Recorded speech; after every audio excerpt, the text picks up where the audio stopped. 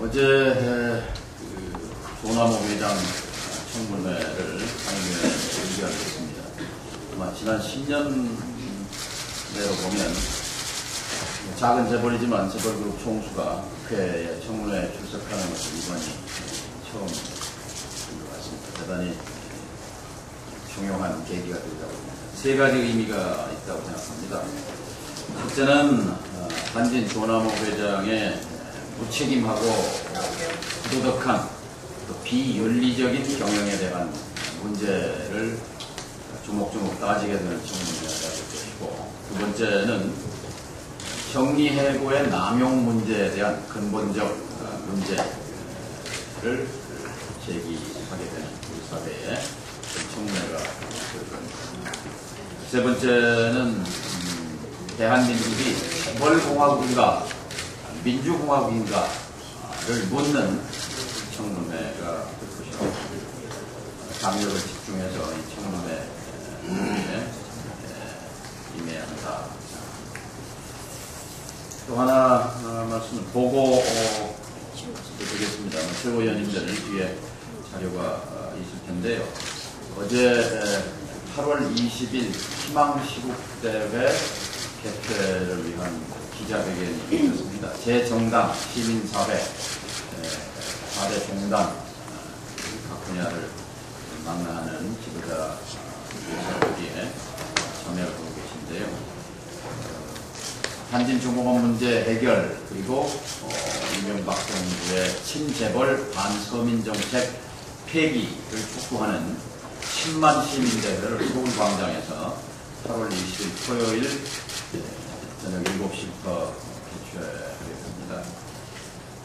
전 당력을 걸고 여기에 참여해야 한다. 이것이 제 주장입니다만, 전 대표께서 안 계시니까 다음번 회의 때 이 부분은 공식적으로 논의를 결정하도록 하겠습니다. 8월 20일 시국대회는 지난 8월 3일 야 5당 대표 회의에서도 거론된 바가 있고, 또 그 전에 10월 24일 김진숙 씨 200일 보건농성과 관련해서 부산 영도에서 열린 희망시국회 200을 기초로 해서 그 제안에 따라서 확대된 대회에서 있습니다. 그때 부산시국회의에는 손학규 대표, 김진표 원내대표, 정세균 최고, 천정배 최고, 조배수 최고 등도 선언에 참여했습니다만, 이 참여는 이제 열려 있습니다. 어제 기자회견에는 413명, 정치권에서는 62명의 의원들이 여기에 같이 참여했습니다. 오늘부터 추가로 그 시국대회 관리자를 더 추가하고 볼 것이라는 말씀드립니다.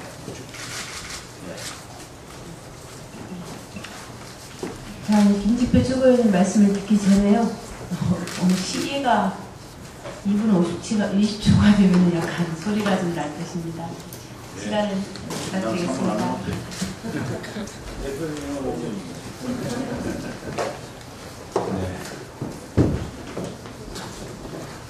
6개월이나 앞으로 오던 한진중공업 청문회 현재 18일 개최되기로 했습니다.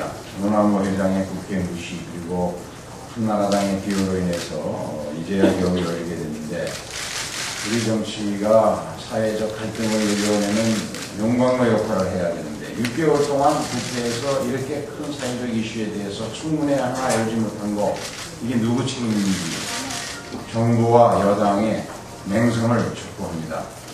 한진중공업은 우리나라 정리해고 문제를 해결하는 리트머스 시험지입니다. 조남호 회장은 정리해고 철회만이 한진중공업에 쏠린 국민적 관심에 부응하는 것이 아니고 명심해야 할 것이고, 상황이 아무리 어려울지라도 노사정 협의를 통해서 순환휴직이나 일자리 나누기와 같은 새로운 대안을 찾았어야 됩니다라고 생각합니다. 한나라당도 더 이상 재벌 총수만 감싸려 들지 말고 집권 여당으로서의 책임을 다한다는 자세로 성실하게 청문회에 임해줄 것을 요구합니다. 대통령이 오늘 언론에 보면 무상급식 투표를 두고서 여당이 서울시와 힘을 합쳐 꼭 이겨야 한다는 취지의 발언을 한 것으로 언론이 보도를 했습니다. 대통령의 이와 같은 발언은 명백한 주민투표법과 선거법 위반입니다. 선관위가 대통령의 이 발언에 대해서 선거법 위반했는지 여부에 대해서 철저히 조사해 주시기 바랍니다. 아울러 오늘 오세훈 시장이 기자회견을 한다고 하는데 우리는 오세훈 시장의 대선 불출마 또 시장직 사퇴 어떤 경우에도 관심이 없습니다. 오세훈 시장이 자신이 정치 노름에 시민의 혈세 180여억을 낭비하면서 우리 아이들에게 눈칫밥을 먹게 하려는 이 정치쇼에 분노할 뿐입니다.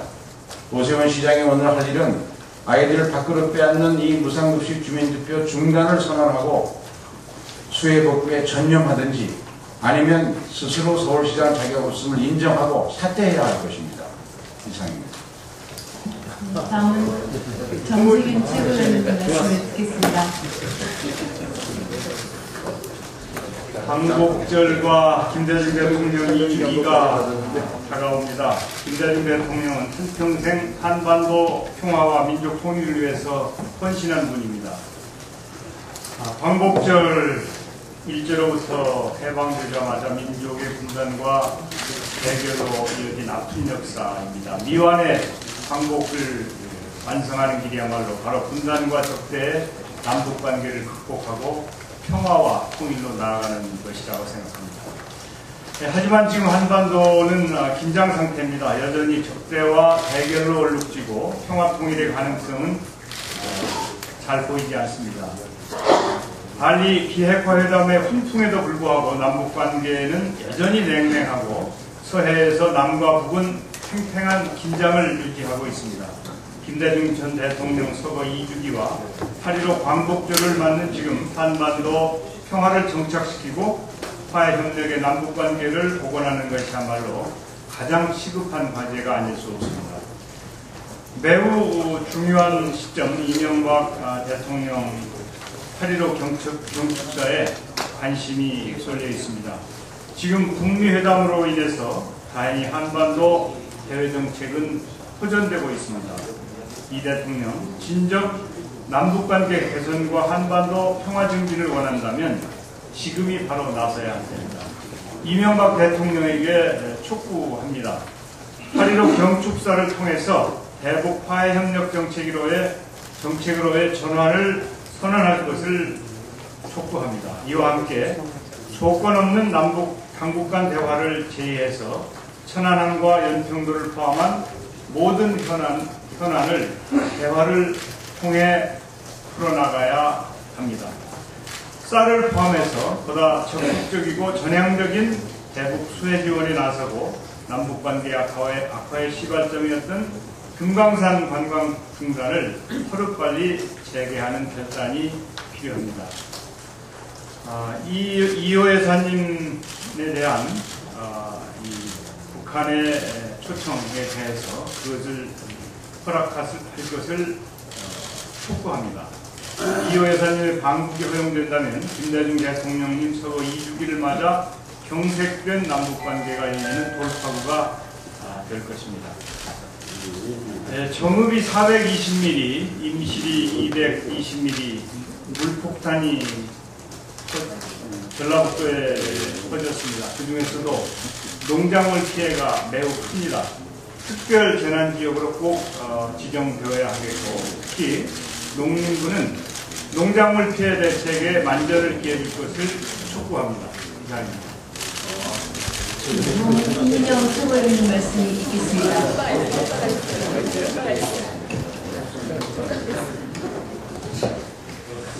오늘 오전에 오세훈 시장의 기자회견이 있다고 합니다. 대권 불출마 선언인지 시장직을 거는 것인지 예단할 수는 없습니다. 대권 불출마 선언이라면 모르되 시장직을 거는 것이라면 서울 시민에 대한 주민투표에 대해 부당한 압력 그리고 강요로 이어져서 이것은 스스로의 무덤을 파는 길이라는 것을 우선 경고하고자 합니다. 모든 시장의 주민투표가 시장의 거치와 연계되는 나쁜 선례를 나쁜 시장답게 만드는 것이다, 이렇게 생각합니다. 스스로 볼모가 되어서 시민의 투표를 강요하고 압박하는 것은 부적절한 선동정치의 일환일 뿐이다, 이런 점을 말씀드리겠습니다. 투표 거부와 관련해서 일관되게 정치적으로나 법적으로 부정하고 부당한 선거라고 말씀드렸습니다. 이것은 오세훈 시장의 정략과 관련된 것이고 대권 노름과 관련된 것이고 그로 인해서 불법, 관제, 낭비, 억지, 동원 투표로 전락했다는 점을 강조해 왔습니다. 그럼에도 불구하고 투표 거부 그 자체의 행위에 대한 정당성 시비가 이렇게 끊이지 않습니다. 주민투표법에는 주민투표에 붙여진 그 내용의 찬반 운동은 물론이고 주민투표 그 자체를 거부하는 운동 자체도 합법적인 것으로 보장되어 있습니다. 이것은 단체장이 주민투표를 남용하는 것을 방지하기 위한 그런 정신이 반영되어 있는 것입니다. 더군다나 주민투표는 다른 선거나 투표와 달리 투표율 그 자체가 적법성의 기준이 되고 있습니다.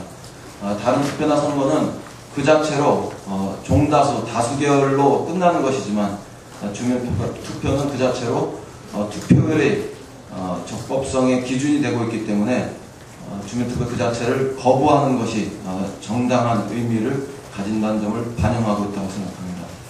한 가지만 더 말씀드리면 단계적 급식에 있어서 만약 학년별로 단계적 급식하는 안과 소득 수준별로 단계적으로 급식하는 안이 대비되었다면 그나마 투표에 참여해서 찍어야 할 그런 답안지가 있다고 생각합니다. 그러나 많은 서울 시민들은 짝퉁 단계적 급식과 전면적 급식 이렇게 만들어진 답안지에 찍어야 할 정답이 없기 때문에 투표를 거부한다는 점을 좀 분명히 말씀드리겠습니다. 이상입니다. 다음 천정배 최고위원님 말씀 있겠습니다.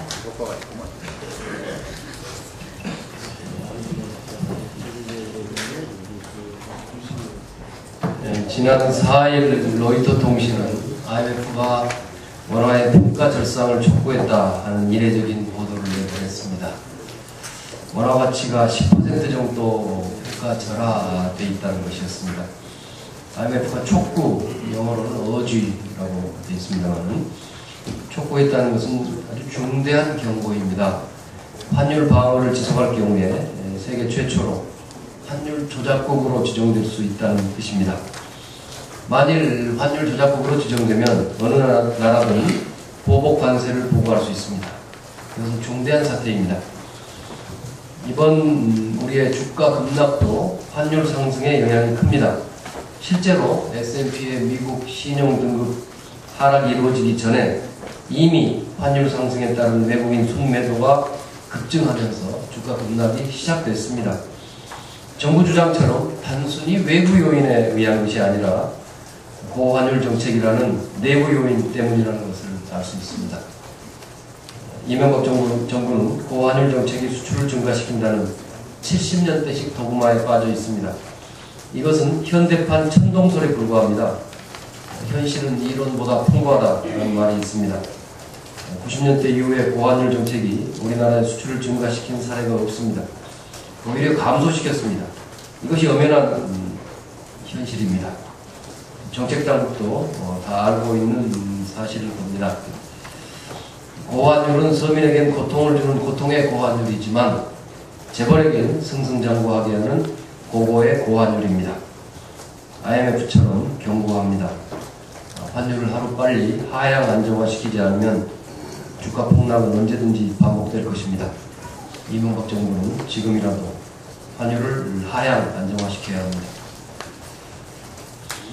한미 FTA가 주권을 포기하는 협정이라는 점이 명백해졌습니다. 우리는 이 협정을 국내 법률에 우선하는 지위를 인정해주고 있는 반면에 사실상 미국과 협약이 이루어지면 저는 헌법적 지위라고 생각합니다. 그러나 미국은 연방법은 물론이고 주법보다도 아래에 두겠다는 의사를 분명히 했습니다. 이보다 더한 불평등 조항이 있을 수 있습니까? 이것만으로도 한미FTA를 이대로 비준 동의해서는 안 됩니다. 92년 대선 당시에 노태우 씨가 김영삼 당시 후보에게 3천억, 아마 지금 가치로 환산하면 수조 원이 되는 불법 정치 자금을 줬다고 합니다. 총칼로 광주 시민을 죽이고 민주주의를 짓밟으며 만든 피 묻은 돈입니다. 이것이 한나라당의 뿌리인 민자당 정권의 출생의 비밀입니다. 총칼과 피 묻은 돈이 독점 탐욕 세력의 DNA인 것입니다. 이런 불법 선거가 아니었다면 92년에 이미 김대중 대통령께서 당선되셨을 것입니다. 그랬다면 우리 대한민국의 역사는 훨씬 빨리 전진했을 것입니다. 김영삼 대통령께서는 지금이라도 진실을 고백해야 합니다. 조금만 더 하겠습니다. 노태우 씨가 자신의 회고록에서 5.18 광주민중항쟁의 진범은 유언비어라는 망언을 했습니다. 이 망언이 대한민국에 교훈을 주고 있습니다. 반민주적 범죄를 저지른 자가 반성하지 않는다면 절대 용서해서는 안 된다는 것입니다.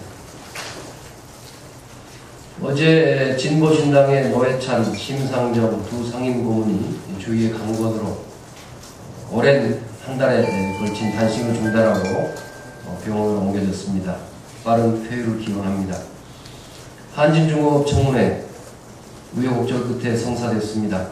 이번 청문회가 단지 누구를 불러서 야단치는 것을 넘어서서 사실을 확인하고 문제점을 드러내고 해결책을 제시하는 장이 되어야 할 것입니다. 해고 관련 법과 제도를 정의롭게 바로 세우는 계기가 될 것입니다. 이상입니다. 네, 다음은 박수환 최고위원 말씀이 있겠습니다. 노태우 전 대통령은 적어도 5.18 민주화 운동과 관련해서는 역사를 부정하고 사실을 왜곡하는 자전거를 쓸 것이 아니라 눈물로 국민에게 용서를 구하고 참여의 반성문을 써야 한다고 생각합니다. 국민적 합의에 의해서 여야 만장일치로 5.18 민주화 운동에 관한 법률이 제정이 돼서 대통령과 국무총리가 참석한 국가기념일로 지정 행사를 하고 있는 5.18 민주화 운동의 성스러움을 그 진범이 유언벼라고 왜곡을 해서 12.12 군사반란과 5.17 전국 계엄 확대 그리고 대법원이 인정한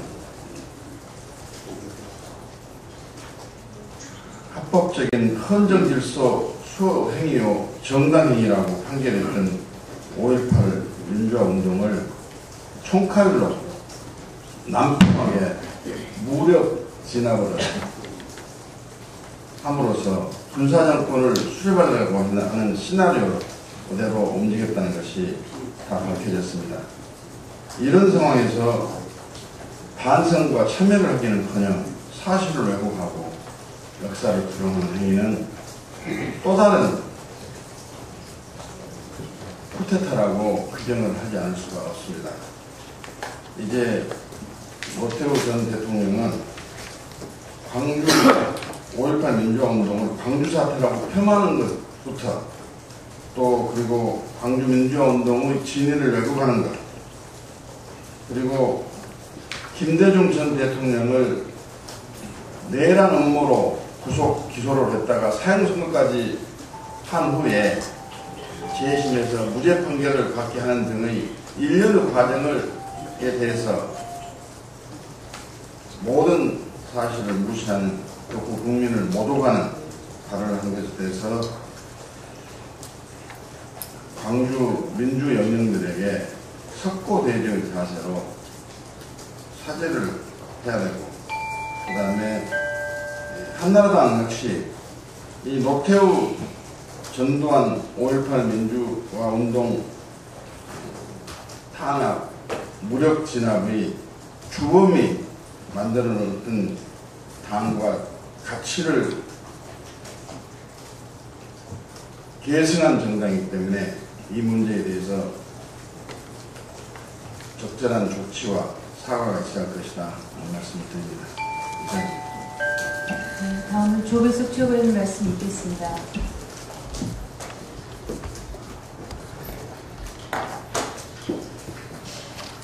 네. 경제 위기의 원인을 과잉 복지 탓으로 돌리는 대통령과 홍준표 대표의 상황인식이 참으로 한심하고 무책임합니다.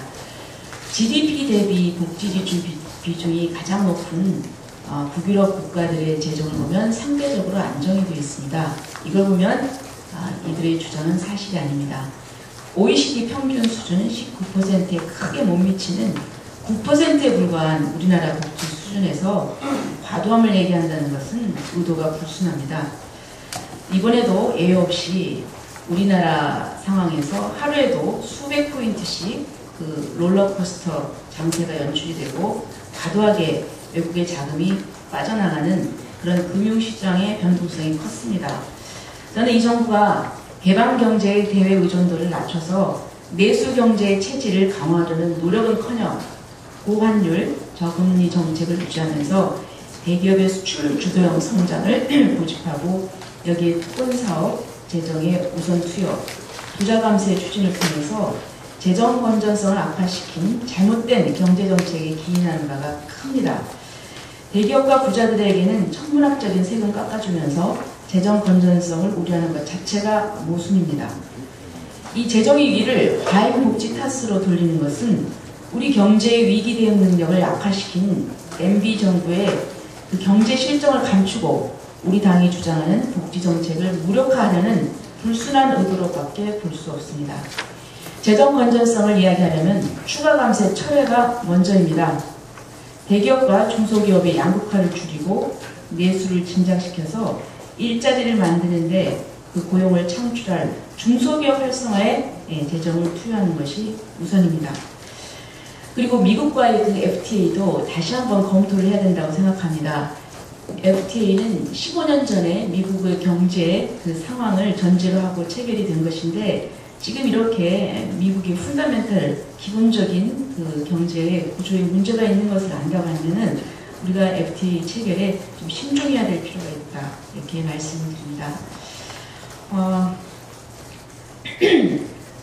김대중 전 대통령 서거 2주기를 맞이해서 지금 민주주의가 후퇴하고 있고 남북관계가 뒷걸음치고 있는 점에서 이 김 대통령의 서거로 인한 빈자리가 더욱 크게 느껴집니다.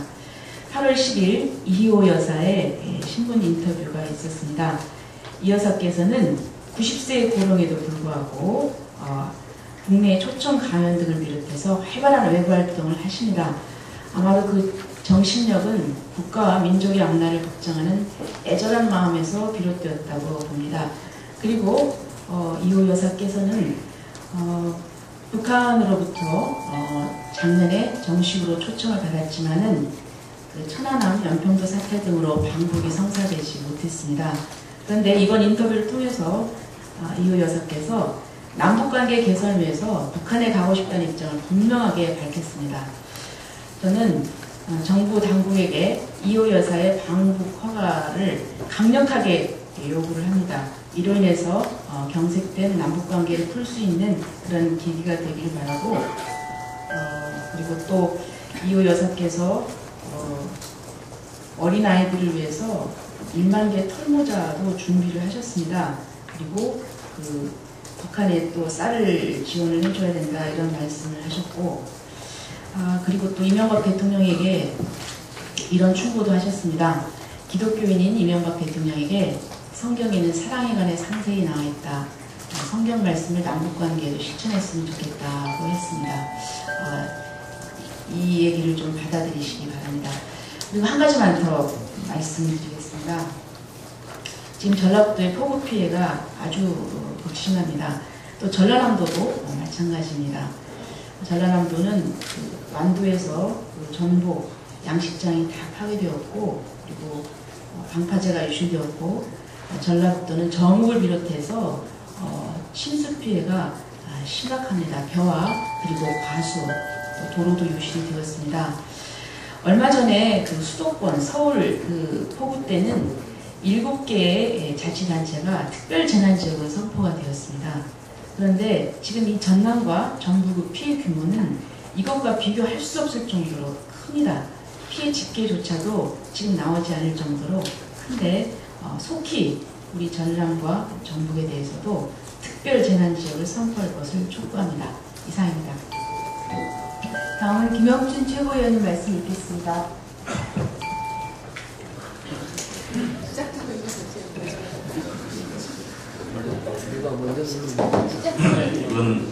이번 경제 위기가 과도한 복지가 주범이라면서 그리스 등을 예로 드는 사람들이 있습니다.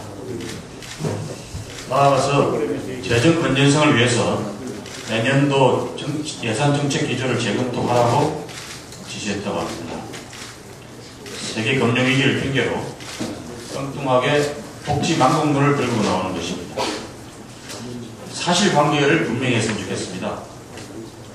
MB 정부는 국공립대학 등록금을 14년치 22조 원을 4대강 바닥에 퍼부었습니다.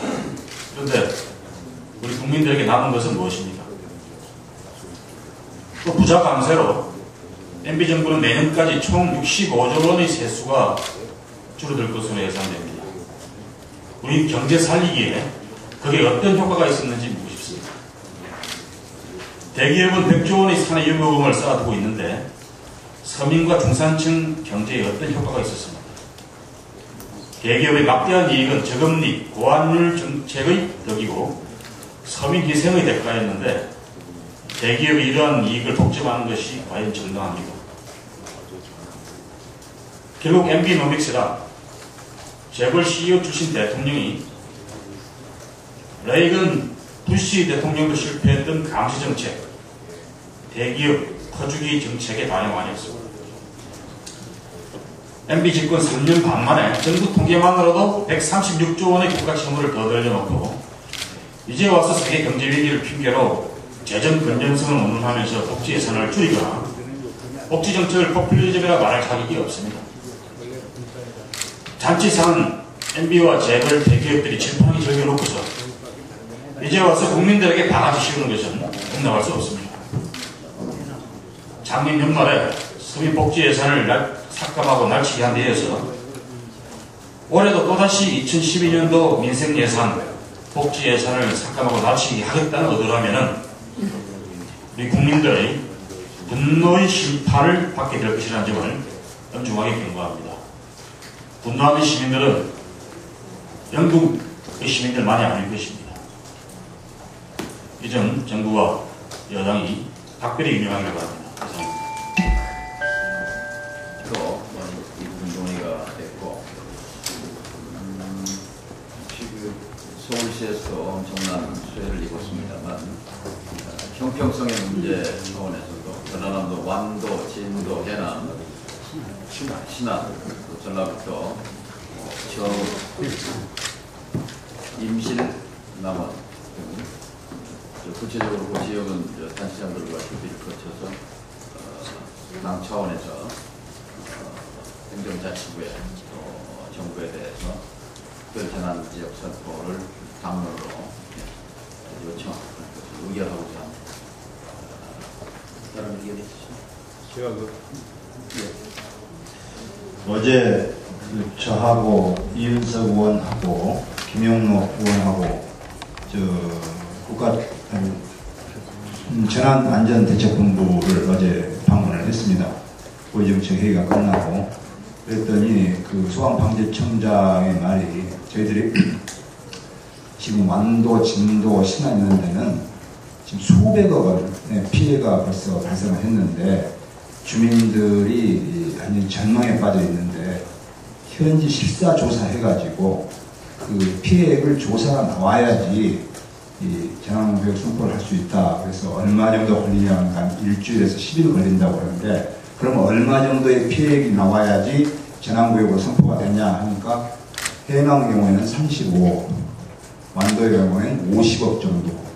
그러면 지금 35억, 50억이 지금 문제가 아니라 몇백억의 지금 피해가 났다고 벌써 알고 있는데 그냥 뭐 그 규모만 그걸 35, 50억의 피해가 나야지 된다라고 지금 말하고 있는 재난안전대책본부에 이게 지금 다른 이게 말이 되느냐.